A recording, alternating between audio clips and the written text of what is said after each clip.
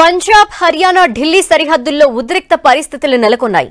రైతుల ఢిల్లీ చలో కార్యక్రమంతో కేంద్ర బలగాలు భారీగా మోహరించాయి.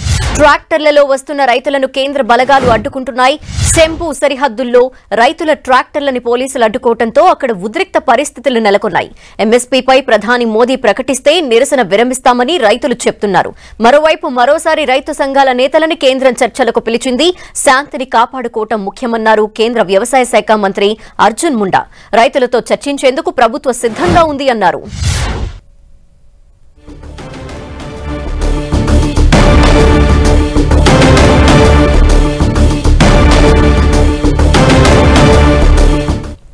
మరిన్ని డీటెయిల్స్ మా ప్రతినిధి గోపి అందిస్తారు లైవ్ లో. గోపి, అక్కడ ఏం జరుగుతోంది? రైతుల నిరసనలు ఏ విధంగా ఉన్నాయి అక్కడ? పంజాబ్ హర్యానా సరిహద్దుల్లో ఒక యుద్ధ వాతావరణం తలపిస్తోంది. రైతులు ఢిల్లీ చలో ఆందోళనకి ముందుకొస్తుండటంతో కేంద్ర బలగాలు అలాగే హర్యానా పోలీసులు రైతుల్ని అడ్డుకుంటున్నారు. రైతులపైన టియర్ గ్యాస్ ప్రయోగించడంతో పాటుగా భారీగా బ్యారిగేట్లు అలాగే క్రెయిన్లు, ప్రొక్లైనర్లు అలాగే ఇటు కంటైనర్లతో సహా ట్రక్కుల్ని నిలిపివేయడం జరిగింది. సో రైతులు ముందుకు రాకుండా వారందరినీ కూడా అక్కడే నిలువరించడం జరిగింది. రైతులతో కేంద్ర మంత్రులు జరిపిన 4వ విడత చర్చలు విఫలం కావడం అలాగే కేంద్ర మంత్రులు ఉంచిన ప్రతిపాదనలు రైతులకు ఆమోదయోగ్యంగా లేకపోవడంతో ప్రస్తుతం రైతులు ఇటు ఢిల్లీ చలోకి సిద్దమయ్యారు. ఈ నేపథ్యంలో ఉదయం 10 గంటల నుంచి కూడా ఢిల్లీకి వచ్చేందుకు ట్రక్టర్లతో ఇటు ముందుకు కదులుతుండటంతో ఇటు టైర్ గ్యాస్ ను ప్రయోగించడంతో పాటుగా ఇటు కాల్పులను జరుపుతున్న పరిస్థితి ప్రస్తుతం పంజాబ్ హర్యానా సరిహద్దుల్లో నెలకొంది. ఢిల్లీకి 200 కిలోమీటర్ల దూరంలో ఈ ఆందోళన కొనసాగుతోంది. ఎట్టి పరిస్థితుల్లో కూడా కేంద్రం తన డిమాండ్లను నెరవేర్చకపోతే ఢిల్లీ వెళ్లే అవకాశం కల్పించాలి, ఢిల్లీలో శాంతియుతంగా మా నిరసన కొనసాగిస్తామని చెప్పి రైతులు తమ ఆందోళన ముందుకు కొనసాగిస్తున్న పరిస్థితి. 9 రోజులుగా కూడా అంబాలా జిల్లా ఢిల్లీ ఇటు పంజాబ్ హర్యానా సరిహద్దు అయిన శంభు బోర్డర్ వద్ద ఈ ముఖ్యంగా రైతులంతా కూడా 1400 ట్రాక్టర్లు అలాగే 14,000 మంది రైతులతో పాటుగా 10 బస్సులు అలాగే 30 కార్లు ఈ విధంగా రైతులంతా కూడా ఢిల్లీ వచ్చేందుకు ఢిల్లీ చలో కార్యక్రమంలో భాగంగా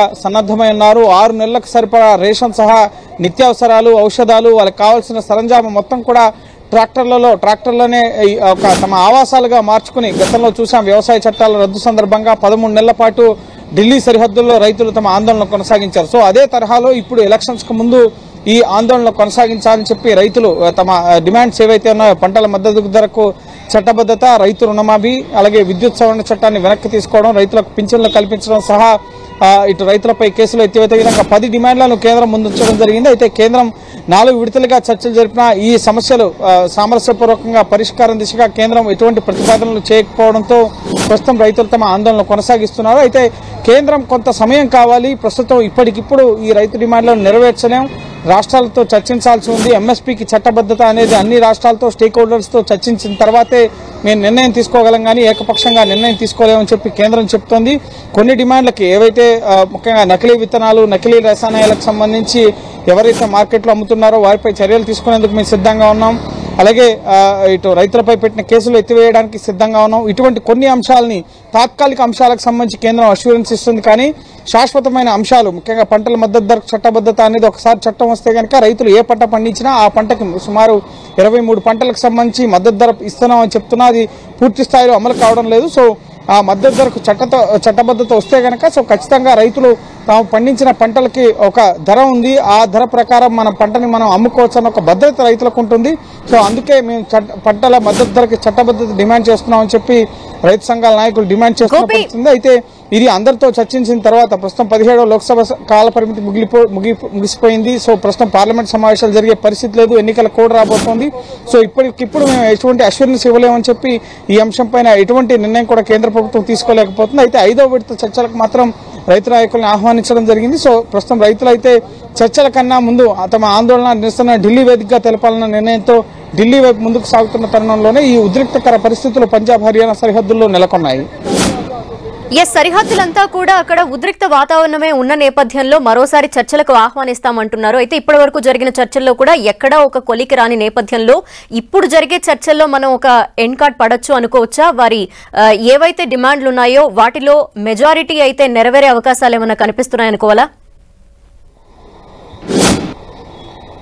ఎస్, 5వ విడత చర్చలుగా మనం దీన్ని చూడాల్సి ఉంటుంది. 5వ విడత చర్చలకు మేము ఆహ్వానిస్తున్నాం అని చెప్పి ఉదయం కేంద్ర వ్యవసాయ శాఖ మంత్రి అర్జున్ ముండా రైతు సంఘాల నాయకుల్ని చర్చలకు ఆహ్వానించారు. అయితే ఇప్పటి వరకు అయితే రైతు సంఘాల నాయకుల నుంచి ఎటువంటి స్పందన కూడా రాలేదు. మేము చర్చలకు వస్తున్నాం, ఎందుకంటే చండీగఢ్ లో ముఖ్యంగా మహాత్మా గాంధీ ఇన్స్టిట్యూట్ లో ఈ 4 విడతల చర్చలు కూడా జరిగాయి.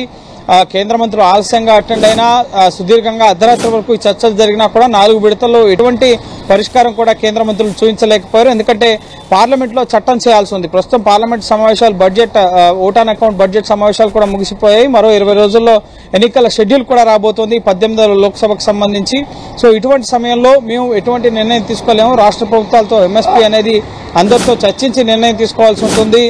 సో ఇది ఒక సుదీర్ఘ ప్రక్రియ, ఇప్పటికిప్పుడు నిర్ణయం తీసుకోలేమని చెప్పి కేంద్రం చెప్తుంది. అయితే ఇది 2 నెలలుగా పెండింగ్ లో ఉంటూ వస్తుంది. వ్యవసాయ చట్టాల రద్దు సందర్భంగానే మాకు ఈ హామీ ఇచ్చారు, కానీ ఈ హామీని నెరవేర్చడంలో కేంద్ర ప్రభుత్వం వైఫల్యం చెందుతోంది. తమకున్న సైనిక బలంతో మా ఉద్యమాన్ని అణచివేసే ప్రయత్నం చేస్తున్నారు, కానీ మా సమస్యలను పరిష్కరించే విధంగా ముందుకు కలగడం లేదు.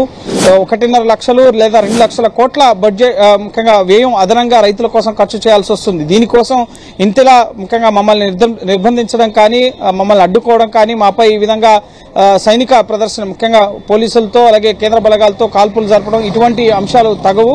సో ఖచ్చితంగా కేంద్రం చర్చల ద్వారా ప్రధాని మోడీ ఒక నిర్ణయం తీసుకోవాలి. రైతులకు అనుకూలంగా పంటల మద్దతు ధరకు సంబంధించిన చట్టబద్ధత కల్పించే విషయంపై నిర్ణయం తీసుకోవాలి అని చెప్పి రైతు సంఘాల నాయకులు ముఖ్యంగా డిమాండ్ చేస్తున్నారు. సో దీనికి అనుగుణంగా కేంద్రం ఎటువంటి ప్రతిపాదనలతో ముందుకెళ్తుంది? ఎంఎస్పీపై చర్చించేందుకు సిద్ధంగా ఉన్నామని చెప్పి కేంద్రం చెప్తుంది, కానీ ఒక అష్యూరెన్స్ ఇవ్వలేకపోతుంది.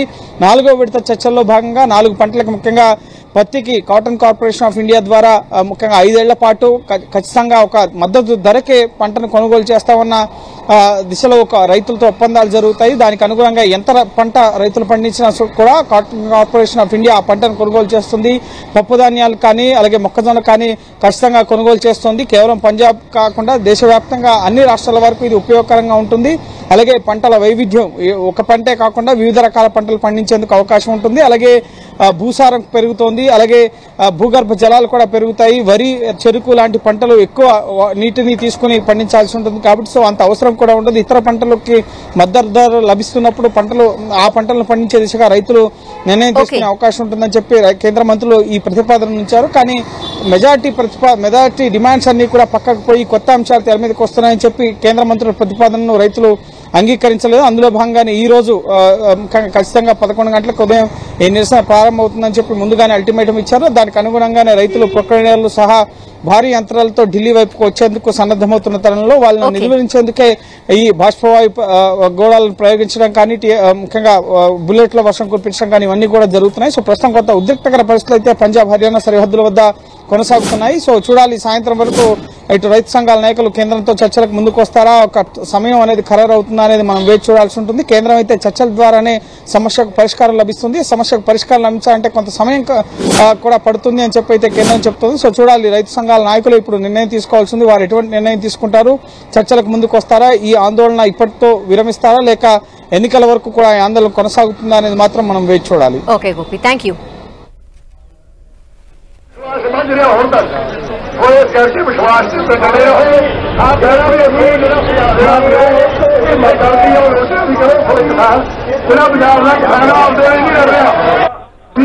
विश्वासी पैदा हो सारे कारण है जेडे जिन्हें को विश्वास समझ रहे हो तक वो इस करके विश्वास से डरे रहो तो ये ना गला को देखना और ये देख